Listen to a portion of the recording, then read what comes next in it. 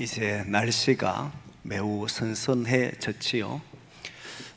너무 더웠기에 또 지난 겨울은 너무 추웠기에 사실 우리가 봄이란 것 잘 못 느끼고 여름을 맞이한 것처럼 보이고, 또 이제 너무 더웠기에 이것 지나면 곧 겨울이 오겠구나 생각했는데 이게 가을이구나 하는 생각을 지난 주간을 지나면서 했습니다.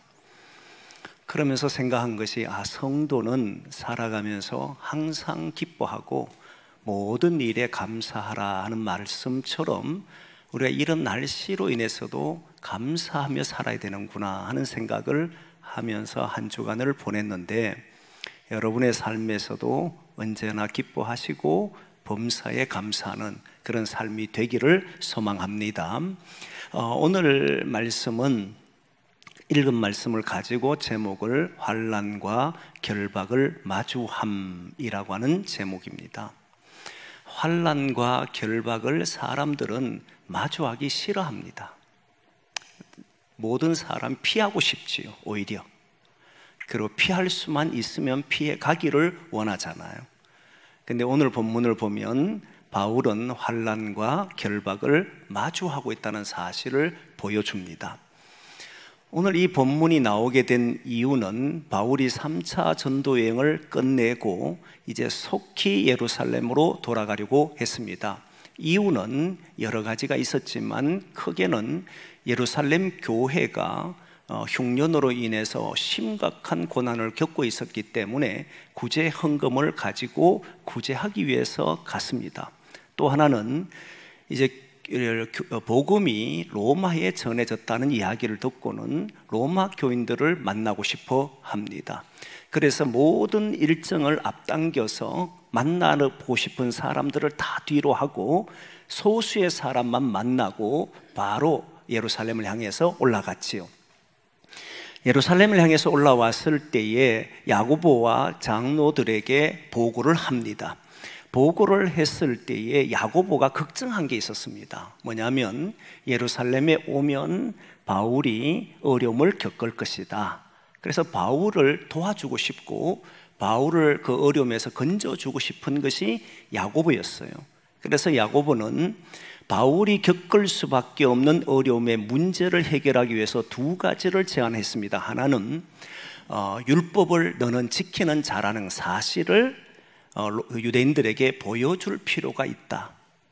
왜냐하면 율법을 지키지 않는 자라고 소문이 났기 때문에 보여줄 필요가 있다 생각을 하고, 예루살렘 교회에 있었던 서원한 4사람을 데리고 네가 비용을 지불하고 가서 정결 예식을 마칠 때 머리를 깎고 정결 예식을 마쳐라 라고 하면 바울은 율법을 어기는 자가 아니라 지키는 자구나 라고 하는 것을 사람들이 알 것이다. 그러면 바울이 어려움을 겪지 않을 것이다 생각한 거예요.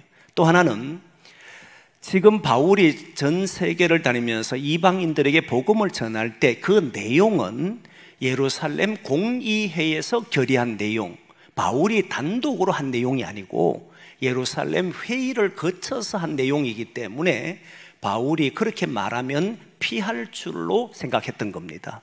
그런데 올라가 보니까 성전에 들어가 보니 환난과 결박이 일어났어요. 그 환난과 결박을 당하는 내용이 오늘 본문의 내용입니다. 오늘 본문에 보니까 바울이 많이 맞습니다. 폭행을 당했는데 얼마나 많이 맞았는지 나중에는 혼자서 걸을 수가 없어서 이제 사람들이 들고 올라가요. 그리고 또 결박당했는데 쇠사슬에 의해서 결박을 당합니다. 이 두 가지를 마주했지요. 근데 여기서 저는 생각하기를 두 가지를 먼저 정리하려고 하는데, 하나님께서는 바울이 걸어가는 그 삶을 결정해 놓으셨는가? 운명이란 자체가 초월자에 의해서 그 사람의 삶이 결정된 것처럼 말하는 거잖아요. 그래서 이렇게 됐는가라고 했을 때 바울이 예루살렘에 올라가면 환난과 결박을 당하는데 실제 당했으니까, 결과적으로는 일어났으니까 그러면 하나님이 정해 놓은 길을 바울은 걸어갔던가 이렇게 생각하잖아요. 어제 우리 아이들하고 제가 대화학교를 하지 않습니까? 개강을 하고 대화학교 하는데 초등학생들을 대상으로, 어린 아이들을 대상으로 어제 대화의 주제는 운명이었습니다. 과연 사람은 정해진 운명이 있는가 했더니 사람마다 예전에 있었던 이야기하면서 또 하나님이 우리의 길을 정해놨다고 생각하느냐라고 물었더니 우리 교회 아이들이 이렇게 말을 해요. 아니요, 정해진 운명은 없습니다. 너무너무 기뻤습니다. 그러면서 한 애가 그렇게 정해지면 그게 많으면 많을수록 망해요, 이런 이야기예요. 처음에는 그 말이 무슨 뜻인지는 잘 이해 못해. 가장 어린 애가 그 이야기했어요. 초등학교 1학년인가 제가 잘 몰랐죠. 7살인가 잘 모르겠는데 가장 어린 애가 그런 생각으로 살면 자꾸 그게 많아지면 망해요, 이런 거예요. 무슨 말이냐면 우리의 길이 정해졌다고 생각하거나 우리는 태어날 때부터 뭔가가 운명이 있다라고 생각해버리면, 그렇게 자꾸 생각하면은 뭔가 못하게 되면 그건 원래 나는 못하도록 태어난 것이다, 뭘 하지 못하는 사람이다, 이렇게 돼버리면 그 사람이 망한다는 거예요. 깜짝 놀랐습니다. 한참 생각해보고 야 생각은 나이를 넘어가는구나, 막 이런 생각할 정도로 제가 하나 배웠어요. 사람이 운명론에 빠져 살면 결국은 아무것도 못합니다. 계속 피하게 돼요. 그리고 그게 많아질수록 이건 못하는 것도 내 운명이고 저렇게 되는 것도 내 운명이고 이렇게 되는 모든 것도 다 내 운명이다 이래버리면 그게 많으면 많을수록 아무것도 못하잖아요. 그 말이 맞다 그러면서 이야기를 했는데, 성경은 하나님이 우리의 길을 정해놓지를 않습니다.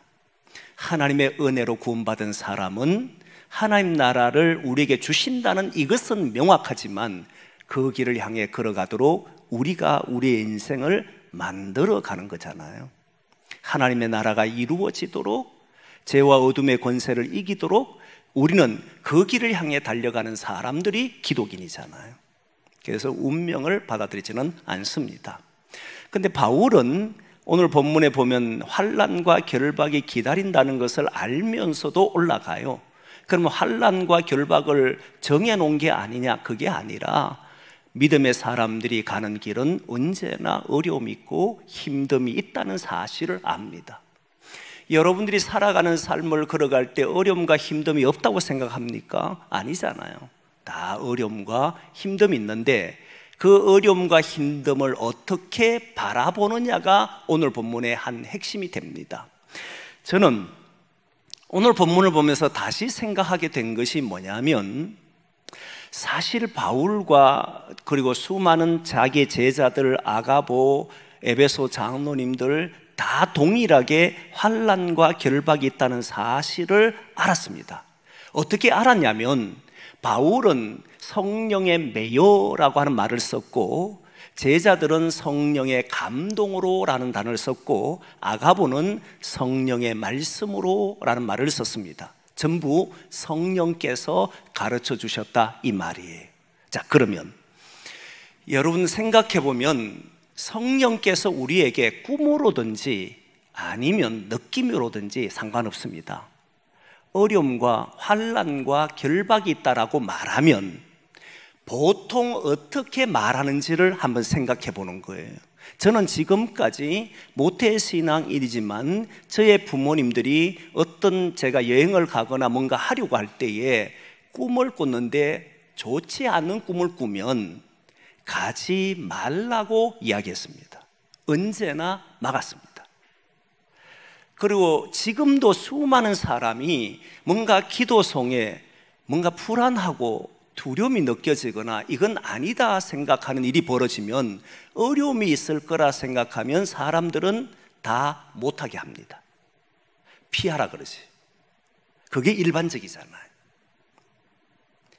문제가 있을 거란 느낌이 들어요. 기도하는데 음성을 들었다 칩시다. 환상을 봤다 칩시다. 꿈을 꿨다 칩시다. 근데 어려움과 결박이 있다는 사실을, 큰 고통이 있다는 사실을 아는데 부모들이 가라고 하는 사람은 없습니다. 못 가게 막는 것이 맞아요. 그런데 바울은 갑니다. 제자들과 그리고 아가보라고 하는 여선지자는 못 가게 막았습니다. 가면 안 돼요라고 했습니다. 이게 일반적인 성도들이, 일반적인 믿음의 사람들이 하는 태도입니다. 그런데 바울은 그렇습니다. 분명히 환난과 결박 당하는 걸 알면서도 갔습니다. 그러면 우리가 알고 있듯이 그 상황이 어떻게 되는지 알면 피하는 게 상책이잖아요. 그때는 숨어 있는 게 상책이잖아요. 근데 바울은 마주하더라는 거예요. 왜 바울은 마주하느냐라고 봤더니 바울은 무엇을 가지고 있었냐 봤을 때 이미 20장에서 이야기했던 대로 내 사명을 마치려 하면은 내 목숨을 조금도 귀한 것으로 여기지 않는다라는 말을 했습니다. 무엇이 있었냐면 사명. 내가 해야 될 일이 있는 사람, 내가 무엇을 해야 하는지 아는 사람, 내 가는 길이 어디를 향해 가는지를 아는 사람은, 그게 없는 사람들은 그런 꿈을 꾸거나 그런 마음이 들면 피하라고 이야기합니다. 그런데 그 길을 걸어갈 때 오는 어려움이 있다는 걸 알고 그런 환난과 결박이 있음을 아는데도 사명이 있는 사람은 부딪힌다는 거예요. 마주한다는 거예요. 도망가질 않는다는 거예요. 하나님이 내게 주신 사명이 무엇인지를 바울은 정확히 알았습니다. 저는 이 본문을 그 전에 이해할 때는 이렇게 이야기했잖아요. 왜 이들은 막았느냐에 관심을 뒀는데 바울은 가려고 하고 다른 사람들은 막았느냐 했을 때 모두 다 생명 때문이라고 이야기를 했습니다. 제자들도 바울의 생명을 염려해서 못 가게 했고, 그리고 아가보도 바울이 거기 가면 환난과 결박을 당한다니까 그 생명 때문에 못 가게 했어요. 근데 바울은 가려고 한 이유는 예루살렘의 교인들이 너무 고통스럽기 때문에 로마에 있는 기독인들을 만나고 싶어 그 생명을 위해서 갔다라고 이야기를 했지 않습니까? 그런데 여러분 보니까 그 생명에 대해서는 여전히 동일한 생각을 가지고 있습니다. 하지만 다른 점이 뭐냐면 바울은 그것을 해야 된다는 사명이, 꿈과 비전이 있었다는 거예요. 그 꿈이 있었다, 그 뜻이 있었다. 뜻이 있으니까 뜻이 있고 없고에 따라서 어려움과 환난을 당할 때에 대하는 태도가 달라진다는 사실을 발견한 거예요. 뜻이 있는 사람은 어려움이 있어도 마주합니다. 당연히 어려움을 돌파해야 된다고 생각합니다. 뜻이 없는 사람은 돌파할 이유가 없어요. 그냥 현실에 안주해야 되고 피해야 되고 내한테 어려움이 오는 것을 멀리해야 되고 그런 일이 생기지 않아야 된다고 생각하는 겁니다. 그런데 자신이 살아야 될 삶이 있고 그 삶을 위해서 걸어야 될 길이 있다면 하나님의 사람들은 그 길을 두려워하지 않더라는 사실이, 그 길을 돌파하더라는 거예요. 마주해버리더라는 거예요. 마주하니까 무슨 일이 벌어지냐면 바울이 야고보를 방문하여서 보고했을 때 나의 사역을 통하여 자기 사역에 하나님이 하신 일이, 하나님이 어떻게 자기를 통해서 일을 하셨는지를 낱낱이 구하더라. 자신의 하는 일들, 주님의 사역을 위해서 했기 때문에 주님이 내게 맡긴 사명을 가지고 살았을 때에 그때 하나님이 내 능력과 내 의지가 아니라 주님의 일을 하려고 했던 자기 사역으로 받아들여서 했던 바울이기에 하나님은 그 바울을 통해서 그 어려움과 환난을 이겨내는 것을 보여주더라는 거예요. 여러분, 주님이 우리에게 주신 사명을 가지고 있는 사람들, 하나님이 나를 구원하실 때, 예수님을 통하여 구원하실 때 내가 무엇을 위해 살아가야 하는지를 아는 사람들은 환난과 결박을 두려워하지 않습니다. 피하려고 하지도 않습니다. 도망가지도 않습니다. 숨지도 않습니다. 마주한다. 그랬을 때 하나님이 주신 것이 맞으면 하나님은 거기에서 역사하십니다. 감당할 수 있도록 능력도 주십니다. 그걸 경험할 수 있는 사람은 하나님이 주신 것이 분명해야 되잖아요. 우리에게 주신 게 뭡니까? 주님께서 이 땅에 와서 우리에게 주신 것이 뭐고 우리를 왜 구원하셨냐라고 말을 할 때 하나님의 나라가 이루어지기를 원하잖아요. 우리의 삶을 통해 죄와 어둠이 어둠 앞에 굴복해서 살아가는 사람들, 두려움과 불안 속에서 이겨내지 못하는 사람들, 구원받지 못한 사람들, 그 죄와 사망의 권세 아래 놓여서 이겨내지 못하는 사람들에게 하나님의 나라가 이루어지도록 만드는 일을 위해서 저와 여러분을 부르셨잖아요. 이게 우리가 해야 될 일이고 교회가 해야 될 일이잖아요. 이게 분명하면 환난을 두려워해서는 안 됩니다. 고난을 두려워해서도 아니 됩니다. 마주할 때 하나님의 역사는 일어납니다. 여러분, 이 생각을 가지고 가정에서 살아보셔야 돼요. 우리의 가정이 하나님 나라 되기를 원하신다, 나를 부르신 것이 하나님이 나를 그렇게 부르셨다고 믿으면 여러분 가정에 일어나는 어려움들을 조금도 두려워하지 말고 거기에 주의 뜻이 이루어지기를 살아보시면 하나님은 그 속에 역사하시는 것을 우리를 통해 보여주시는 줄 믿습니다. 그렇구나, 사명이 있는 사람이 환난과 어려움이 기다리고 결박이 기다리고 있다 해도 가는 것이구나, 이게 없는 사람은 피하라고 하는 것이구나, 이거를 알게 됐다는. 저와 여러분은 이 세상에 어떤 어려움 앞에서도 주저하지 말고 주님이 나를 통해 구원하시기를 기뻐하시는 줄 알고 그 길을 향해 걸어가는, 그 뜻을 가슴에 담고 살아가는 저와 여러분 되기를 소망합니다. 오늘 이와 반대로 유대인들을 보면서 또한 큰 놀라운 깨달음이 있는데요, 유대인들이 바울이 성전에 있다는 사실을 알고는 그를 결박하려고 죽이려고 합니다. 그런데 죽이려고 하는 모습을 보면 너무 놀라워요. 여러분, 먼저 기억해야 될 것은 유대인들은 하나님이 택한 사람들입니다. 스스로 자기를 하나님의 선민이라고 말한 사람이에요. 근데 바울을 죽이고 싶은 거예요. 그랬을 때 이들이 하는 행동을 보면 오늘 본문에 세 가지로 이야기합니다. 하나는 우리 백성을 비방했다, 또 하나는 율법을 비방했다. 이 비방은 강력히 반대했다 이 말입니다. 원어적인 의미가 강력히 반대했다. 지금 바울은 유대인을 강력하게 부인했다, 유대인들을 욕했다, 이것만 해도 화가 나잖아요. 여러분, 사람이 화를 낼 때 보면 자기 부모님 욕하면 제일 화가 납니다. 자기 민족을 욕하니까 못 견딘 거예요. 그 다음에 또 하나는 율법을 비방했다는 거예요. 율법을 비방했다는 말은 율법을 반대했던 사람이다, 그것도 단순히 반대하는 것이 아니고 강력하게 반대했던 사람이다, 이렇게 말한 거예요. 아니, 율법을 반대해? 이렇게 해서 난리가 난 거예요. 그런데 더 큰 문제는 바로 다음에 나오는 내용인데, 바울이 헬라인을 데리고 성전에 들어가 그 성전을, 그 거룩한 곳을 더럽혔다라고 하는 말을 합니다. 그 예로서 드로피모라는 사람을 들었는데, 이 드로피모는 헬라인이고 에베소 사람입니다. 드로피모에 대해서 성경에 한 구절 나옵니다.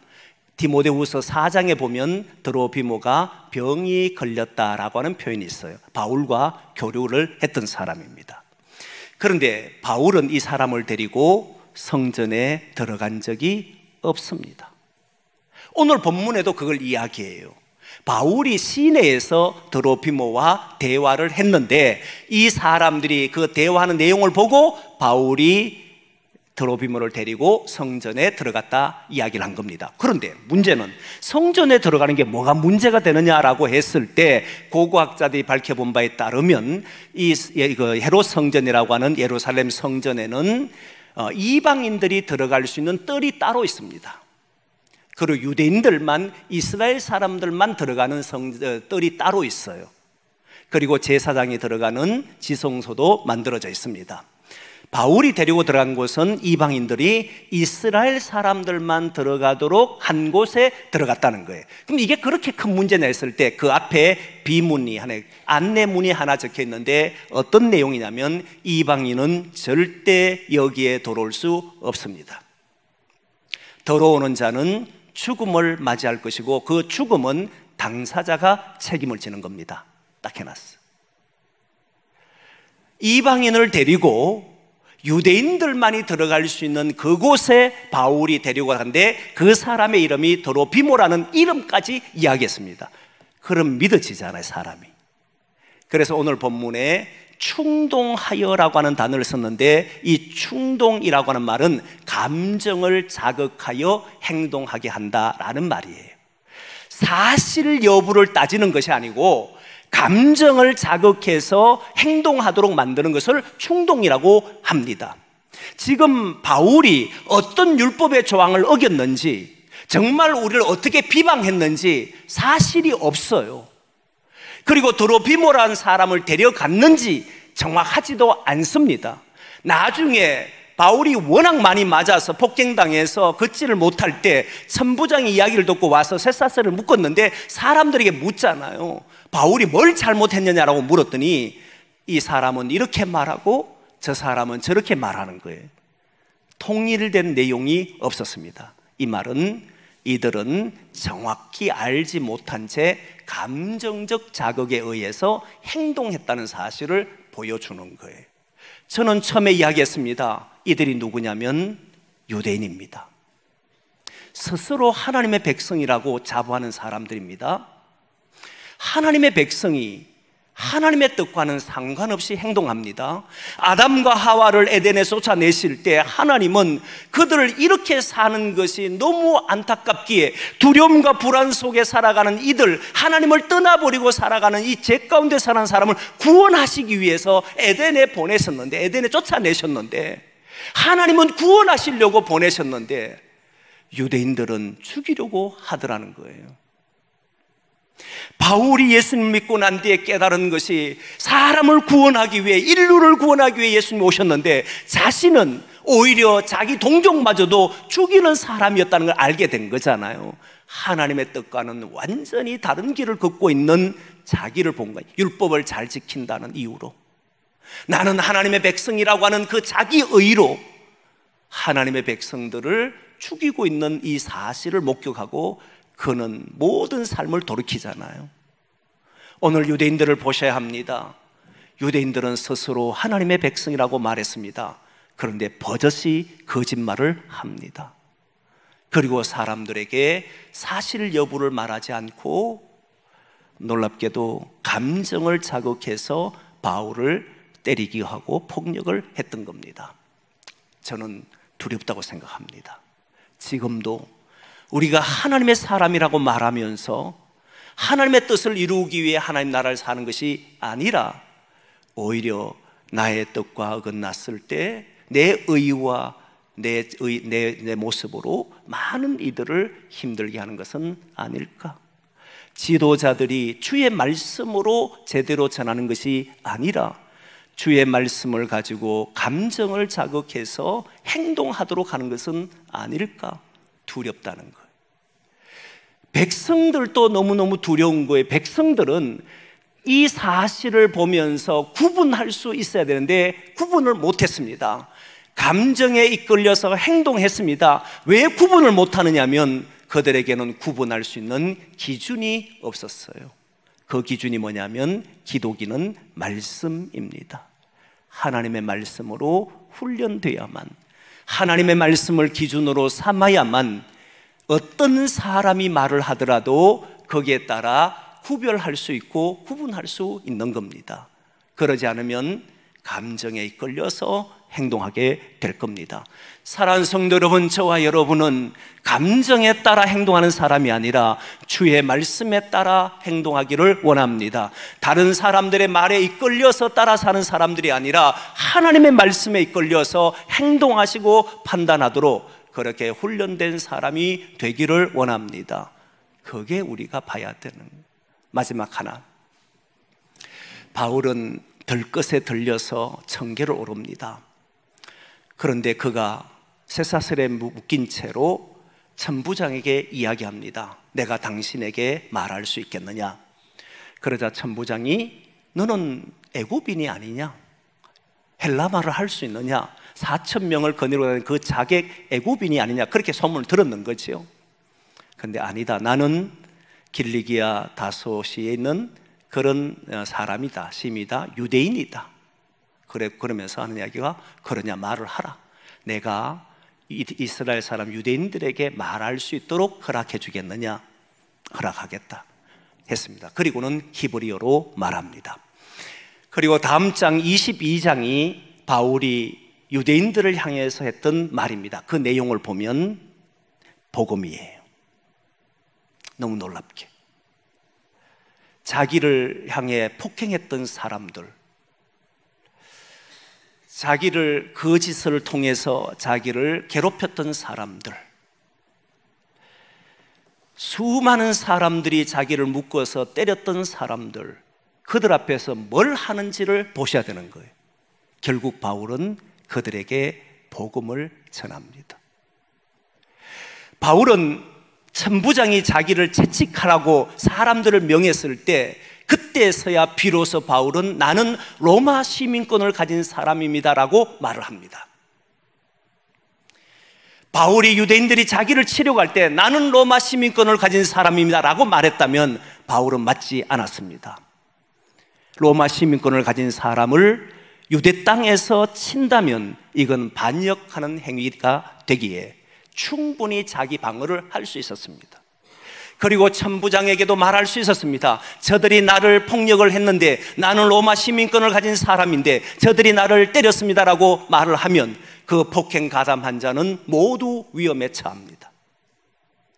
그런데 그렇게 말하지를 않아요. 뭘 하느냐 봤더니 이들에게 또다시 주님이 나에게 명하신 이야기와 우리 민족이 무엇을 믿어왔는지에 대한 이야기를 합니다. 이 말을 통해서 깨닫는 것 딱 하나, 바울은 끝내 유대인들을 구원하기를 원했구나. 단 한 명이라도 이 말을 듣고 돌아설 수만 있다면 그는 자기의 신변의 안전의 문제가 아니라 유대인을 구원하기 위해서 이 사람은 움직인 사람이구나, 자기가 뭘 해야 될지를 분명히 가지고 있는 사람이다. 자기가 무엇을 해야 되는지를 분명히 갖고 있는 사람은 주변의 환경에 영향을 받는 게 아니구나. 내가 몸이 아파도, 내가 어려움을 당해도, 내가 여러 가지 고통당해도 그런 것이 자기를 주관하지를 못하고 내가 해야 될 일을 하는 사람이, 목숨이 마지막 끊어지는 순간에서도 그 일을 하는 사람이 하나님께 부름받은 사명을 가진 사람이라는 사실을 깨닫게 되는 거예요. 여러분, 우리가 해야 될 일이 분명한 것을 아는 사람은 절대 포기하지 않습니다. 환경 앞에 굴복하지도 않습니다. 주저하지도 않습니다. 피하지도 않을 겁니다. 주님 나라 이루어지기 위해 오늘도 저와 여러분은 살아가게 될 겁니다. 이제 돌아가셔서 여러분의 삶의 자리에서 하나님 나라 이루기를 원합니다. 많은 일들이 기다리고 있을 겁니다. 때로는 경제적으로, 때로는 때로는 몸이 아픈 몸의 질병으로, 또 여러 가지 사람으로 어려움을 겪을 수 있습니다. 두려워하지 마시고 우리가 하나님 나라 이룬 일에 쓰여지기를 소망합니다. 그때 주님은 어떻게 역사하시는지 우리의 삶을 통하여 보여줄 줄 믿습니다. 그런 성도가 우리가 되고 그런 교회가 한국교회가 되기를 소망합니다. 기도하겠습니다.